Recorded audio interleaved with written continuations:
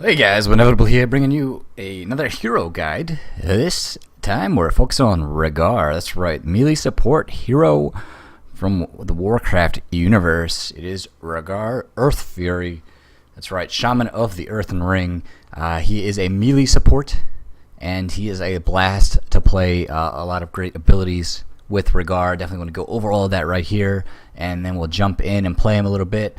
Looking at him basically as he stands with his basic stats, he's a pretty beefy support. He's got 880 hit points at level 1, and he gets 190 per level. It's like the second most that you'll get in a support. Uther is a little bit beefier with 890 hit points, and he gets 190 per level, so he ends up level 20, he'll be 4,500 hit points, whereas Rehgar's at 4,490. So they're almost identical there in their HP. The damage, though, is a little higher on Rehgar with his basic attacks. He's at 37 damage with 9 per level, and that's 208 damage and just a basic attack with no buffs or anything at level 20. Whereas Uther is at 38 plus 7 per level, so he's at 171 if I'm doing my math correctly. So Rehgar's got a nice bite to him. He is a wolf, right? He's always got the wolf, ghost wolf form, I should say, as we'll cover in a second. Trying to think of anything else specific to Rehgar. You know, you look at the other supports, they do tend to be a little bit lower in health. You've got Lily with 835 getting up to 3,400 at level 20, and she has lower damage at level 20, 20 damage at level 1, 134 at level 20. You know, she's really not played that much anyways. And you look at like a Brightwing, has 34 damage and 186 damage at level 20, so damage is there. The basic health, though, is 775 for Brightwing, so it's, you know, more than 100 points less at level 1, and it's 3,435 at level 20. So there's a sizable difference there with Brightwing. Who else do we have here? We have Malfurion, is pretty close in hit points to Rehgar at 835 on level 1 and 3,685 at level 20. So Malfurion's up there in hit points. His damage is 33 at level 1, though, with a 147 at 20. So you can see Rehgar is, compared to these other supports, has a ton of hit points and a good bit of damage for, you know, compared to the other supports. Of course, if you look at Tyran, she has a ton of damage with her abilities, but also a 201 basic attack damage at level 20, and but her hit points are 2,850 at level 20. So a very squishy support with a Tyrande. So, you know, Rehgar's got the beefiness, and he's got some good damage on him. And I think the only other support we didn't talk about was Tassadar, who's got some good abilities and good damage. And his hit points will be at 3,125 at level 20, so he's kind of in the middle. And I'll probably make a spreadsheet of all these statistics in the future and post a link up for people. But yeah, the important takeaway there is that, without getting really any more into the numbers, is Rehgar has got second most hit points for a support character behind Uther, and I believe the most damage at level 20, just in basic attacks. He's just ahead of Tyrande, who is at 201, Rehgar's at 208, and that's in a single basic attack. So if we go ahead and we talk about his abilities a little bit, he's got a chain heal with mana 70, cooldown of 9 seconds. Now this will jump.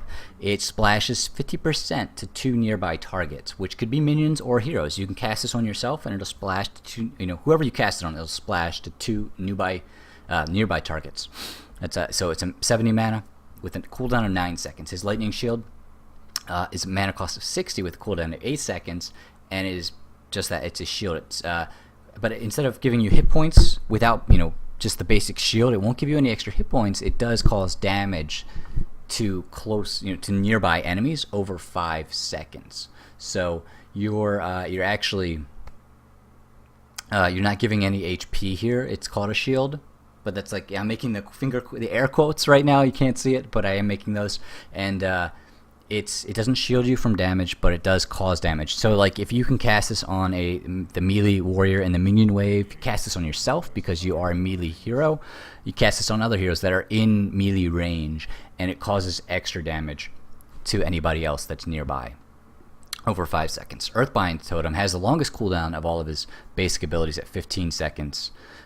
But it's a mana cost of 60, same as the lightning shield. Now this is a totem you place on the ground. It lasts for 8 seconds, and so there's a cooldown. There's a difference in there of 7 seconds where you won't have it. but it can be destroyed. It does have, I want to say 100 hit points. I'd have to look that up. I can check that really fast for you. It does start with, no, this guide doesn't tell me. I know it has a set HP, and that's something I'll look up and put in the description. There's a set HP on the totem. It can be killed, and it slows nearby enemies by 25% over those 8 seconds until it's destroyed or the 8 seconds is up. Really cool. You can use this against minion waves, slow them down. It's really good for in team fights, slowing down enemy heroes, and you can buff it to give it an increased radius, and actually from a slow to a root, a 1 second root instead of a 25% slow. So it has a lot of utility there if you buff it out a little bit.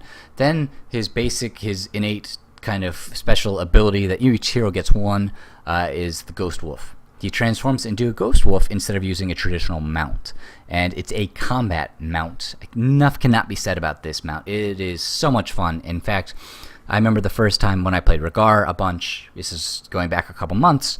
It was so much fun, and to use this battle mount that I would then play other heroes and I would die because I didn't have a battle mount. And what a battle mount is that you cannot be knocked out of it. You jump into it, and then even if you're taking damage, you will not be knocked off. A normal hero riding a mount will be knocked off if they take damage from an enemy, and so you won't be able to mount again for 5 seconds. There's that cooldown before you can remount. That does not happen to Rehgar, so he can escape pretty easily in a lot of ways from that. It's not like a dash or a barrel roll or a blink, but it is the ability to keep that increased move speed, and it's a 30% move speed boost, and so to keep moving. You won't be as fast. I believe normal mounts give you a boost. You're at 140% of your move speed, so Rehgar's only at 130%, so it's that 10% difference, but you can't be knocked off of it. And of course, remember, you have like the healing totem, so you can drop that and then mount and get away. It's really cool. He's really good at getting away from situations like that. And another thing about Ghost Wolf too is when you attack out of it, when you are in the Ghost Wolf and then you attack, you launch your melee attack, you get 100% damage boost. So it's really tricky. You can do with Rehgar is basically in the middle of a battle, mount and attack, just to get that damage boost. And keep doing that and spamming your other abilities, and that'll actually increase your damage over time if you learn to do that.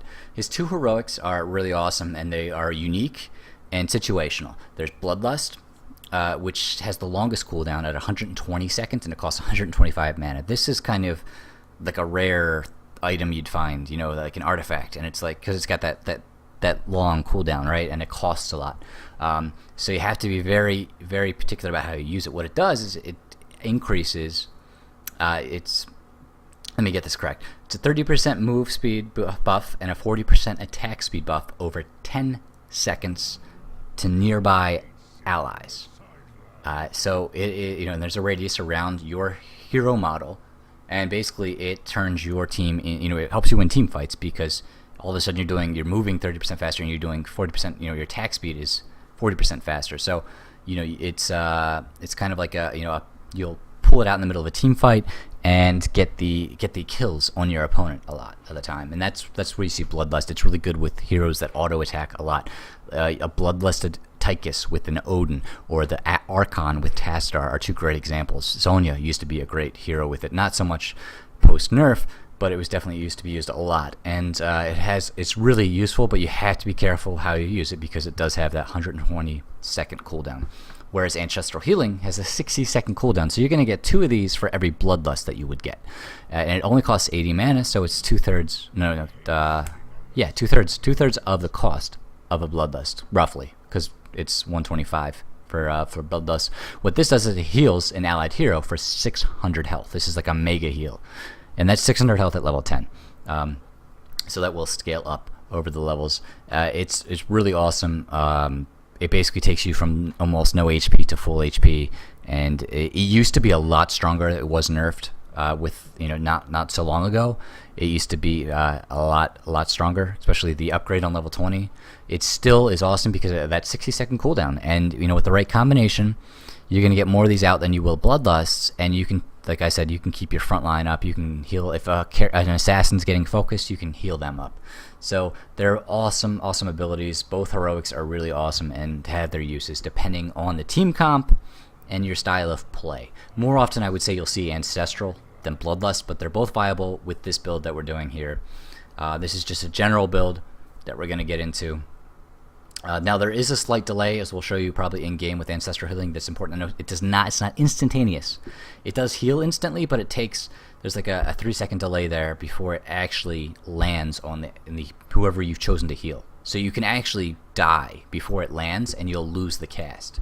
Very important to get the timing down for that. His skins, this is just the basic. You can see you get the tints for leveling them up, and then you have the master skin with the different shades. Pretty cool. And of course, the Iron Claw Rehgar is a pretty nice looking skin. Now they won't actually affect, I believe, his Ghost Wolf form. It'll stay the same. So yeah, let's get into the talents a little bit and talk about these, and then go ahead and get in game and try and keep this to a decent length. We're already 11 minutes in. Okay, so the idea here is he's support, so we're going to be building up his healing a little bit, but we're also building up some. It's kind of tricky. There's no real way to think of it. Basically, you build him up with some support. You're not building damage really, but you're building some things for team fights, as you'll see. And it's better to just go through the talents one by one. On level 1, this healing totem is awesome. It's basically it's going to give you an extra 30% health for over 10 seconds. Let's actually pull up the specs here. 3% of the max health. It heals you for 3% of your max health over 10 seconds. So every second it's 3% over 10. So it's 30% over 10 seconds. I know I could have said that better, but it's just like a healing ward you would get on another hero, but it's level 1. Most healing wards are level 4, so you get this at the start of the game. Really awesome, and that's why you'll see this taken almost every time. The Colossal Totem increases the rooting totem, the slow. It increases the area of that by 50% and its health by 100%. Which really, I think, compared to the healing totem, is inferior. You can reduce the mana cost of your Q, but Rehgar doesn't have too many problems with mana compared to, say, a Malfurion, who has a lot of mana problems. And then Lightning Shield increases the damage of the targets next to your basic attacks. That's okay. I mean, if you're talent gated, you're obviously going to have to take one of these two. I would probably take the Empowering Charge, but like I said, you want healing totem here on level 1. Level 4, there's 2 choices here. Your basic, easy to use, really awesome talent is the Feral Heart, and you get this when you're talent gated too. You gain 100% increased health and mana regeneration when you're in Ghost Wolf form, and you can regenerate so fast that you don't really have to leave the lane as often. You don't have to go back as often. You don't have to you can hit the fountain maybe if it's up, but you don't really have to leave your lane or the team fight or whatever it is. You don't have to leave the field of battle for that long because of this, as long as you're staying in Ghost Wolf form as often as possible. And it only takes him 2 seconds to mount. So it's very fast to get into Ghost Wolf, and then you can pop right back out as soon as you need to cast an ability or to attack something. So that's really, Feral Heart is the way to go almost all the time. But in more organized competitive play, what you're going to see a lot instead of that is actually going to be Farsight. You activate this to reveal an area for 10 seconds. Enemies in that area are revealed for 4. So Farsight is probably the more tactical, more strategically useful talent on this level, and the higher you get into play, you're going to want to use this more often because it gives you that awareness of where the enemy team is. You'll see this a lot in organized competitive matches, but just for purely solo pub play, especially as you're warming up, Feral Heart is not a bad way to go because of that increased regeneration. It's really, really useful, and I'll even use it sometimes depending on the map and the team comps and things. In competitive play, I would still use Feral Heart here, but definitely Farsight is a good choice if you need that vision. Level 7, we are actually, our Earth Shield used to be really, really good here. Well, I mean, not a whole lot better than it is now, but it's what it does is the shield doesn't just cause damage to nearby enemies, it absorbs 100 damage over 3 seconds. It used to be 200 damage, so it used to be double. It's a little bit of a nerf there. So that's only 100 versus 200, but it's still a good choice. And remember, it scales up over levels, so you start out with it. It's 21 per level, so that's going to stack up pretty well in time. I still take this. It's a little bit debatable if you wanted to cloak. You could maybe do battle momentum to reduce cooldowns. I'm not really building them for damage. I'm not going to do searing attacks here. The cloak is kind of cool, but again with Rehgar, and as long as you keep good positioning, you're really not going to need it. It's really kind of a waste, I think, of a talent. You really just have to compensate. This is kind of compensating for bad positioning, the Shadow Wolf. So really, if you're playing Rehgar right and you're playing the support role right, you shouldn't get caught. You shouldn't be in a situation where you need to cloak as you get into your mount. And that's why I wouldn't recommend taking Shadow Wolf. I'd recommend instead looking at how you position yourself in the field of battle, and just playing at a higher level there. Battle momentum is kind of, I'm almost tempted to try it out because of the nerf to Earth Shield, but I still think Earth Shield's the best choice here, and that's what I would recommend going with. But if you wanted to play around with something different, you could try battle momentum. But yeah, that's what we say. So going on to level 10, you do most of the time want to take Ancestral Healing. I would just get used to using this first. Bloodlust is certainly viable, and it really depends on the team comp and how good your team is at team fighting. If you're an organized play, Bloodlust is a great choice if you have the right comp for it. And if you have a bunch of auto attackers who would benefit from move speed and attack speed, Illidan, for example, benefits from this a lot. And I've already talked about others like Tychus with the Odin, Tastar with the Archon. There's a lot of people that would really benefit from this. If you have like a melee, like a Zeratul who's going with not an ability power build, but an actual auto attack build, Vala with auto attacks. Falstad even benefits from this. It does a ton of extra damage because everybody's attacking faster and they have that move speed boost. And it actually makes your character models bigger if it helps you any psychologically. But that it takes a little bit more skill to use. But I would certainly give this a shot. If you get the right comp, try it out with friends, try it out with some organized team play. But Ancestral Healing is going to be the easiest to use, and they're both great. And it's, like I said, really situational depending on the comp and how your style of play. If you had two heroes, and you don't need, for some reason, you had two supports and you don't need the extra healing, you could take Bloodlust easily, even if the comp's not great for it. If you had a Malfurion who was taking Tranquility, why would you need Ancestral with Tranquility? I don't know. Maybe you do. Maybe you do, but you might want to take Bloodlust there just to get like that extra damage. So that's, the heroics with Rehgar are really situational. And as I said, Ancestral will be the choice more often, probably, than Bloodlust. But it depends on a lot of things. Level 13, there's a couple choices here. I've seen the first three use the increased chains healing on the primary target by 25%, and you catch an additional target. So that would be 4 targets healed with a healing wave. You have Stormcaller, which reduces the cooldown of Lightning Shield from 8 seconds to 6, and its mana cost is cut in half. Earthbind Totem automatically gains Lightning Shield when created, which is kind of cool. And you can drop that like in the enemy team. Feral Lunge. While in Ghost Wolf, you lunge a short distance towards your attack target. The damage bonus, instead of being 100%, you can't see it all here, but it'll be 200%.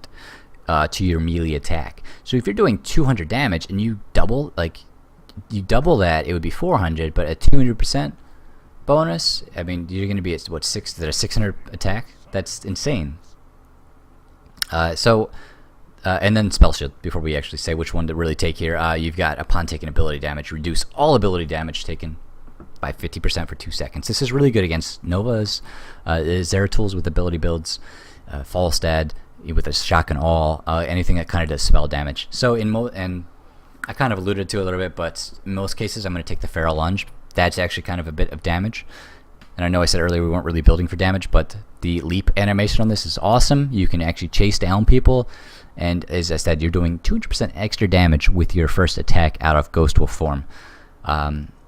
If you really get good at using the battle mount and attacking out of it, then you're going to reap the rewards from this. If the enemy comp, if your team comp has a lot of damage already and you're not short on the damage, but the enemy team has a ton of damage and it's ability-based damage, like I was saying, Nova, Falstad, Zeratul, things of that nature, that not necessarily auto-attackers, then you could take Spell Shield.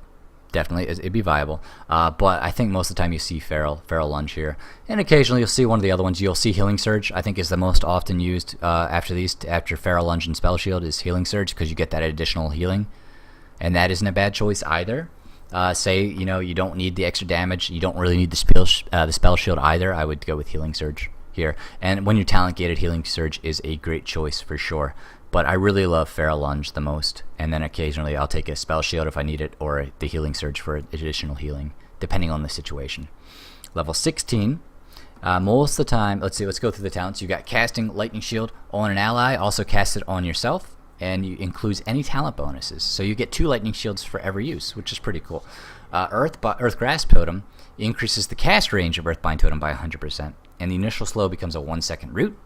Blood for Blood, you activate to steal 15% of target enemies' max health and slow them by 30%. I think for 3 seconds. Let me check that to get that right. Yeah, 30% for 3 seconds. Berserk, you activate to increase your attack speed by 40% and movement speed by 10% for 4 seconds. It's a pretty cool ability I would use on Raynor sometimes. And Blood for Blood I've used on other heroes. I've occasionally seen it used on Rehgar if they have a very tanky team and you need that extra damage or something like that. The most used talent here, I think, is the Earthgrasp Totem, and you're going to be able to take it when you're talent gated, so I would definitely take this as you're leveling him up. Give it a shot and see how it feels, because your Earthbind Totem goes from being that initial slow of 35% to a 1-second root. So I would recommend that most, and occasionally you'll see a Blood for Blood taken. Now, if you wanted to go full shield build, you could do the Lightning Bond, or if you wanted to go full damage, you could do Berserk. But more often than not, you'll see Earthgrasp. That's what I would say to take, and then occasionally Blood for Blood is taken. Level 20. This is pretty straightforward. There's a couple choices here, depending on your heroic. You've got Fury of the Storm. Basic attacks bounce twice to nearby enemies for 50%. This is like a common talent at level 20 that is shared across heroes. Storm Shield is also shared as well, and what you do is you activate it to give nearby allied heroes a shield for 20% of their max health over 3 seconds. It lasts for 3 seconds. Okay, so 20% max HP. It's pretty good, right?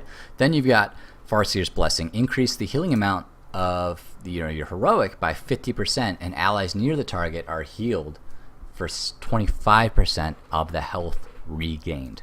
So Ancestral Healing alone is 600 health, right? And it's plus 140 per level. So let me see here. I did not do this math ahead of time. But if you get 140, and then you're going to do, what, 10? So it's 1400 plus the 600. So it's like 2000 at level 20, I believe. And then you're going to get an extra 50% on top of that. It's going to be 3000. And then you could splash up to a quarter of that, which is what, 750? I never like doing math on stream. Yeah, so 750. So you'll splash up to 750 to nearby allies, and you get the extra. You get up to 3000 with your heals at level 20. So that is a lot of healing, and it's not a bad choice either. And then you've got Gladiator's Warshout, which is the buff to your Bloodlust, and it goes from affecting nearby allies to all allied heroes, minions, and mercenaries on the entire battleground. And you can also cast it without breaking Ghost Wolf, so you could be mounted up and you won't even leave Ghost Wolf form. Now, if you've gone Bloodlust and you're going to damage, Gladiators is a good choice for sure. And Farseer's Blessing is also a good choice for the Ancestral Healing increase. Now, the only suggestion I have here is that Storm Shield is very useful because there's a delay on the healing for Ancestral, and this affects all heroes 20% max HP. That Storm Shield is not a terrible choice. If the enemy team has a lot of burst and they're bursting you down, you'll actually, I think, see Storm Shield quite a bit. And I guess when you're talent gated, you're going to have to take Storm Shield. I wouldn't recommend Fury of the Storm on Rehgar. So I would take Storm Shield.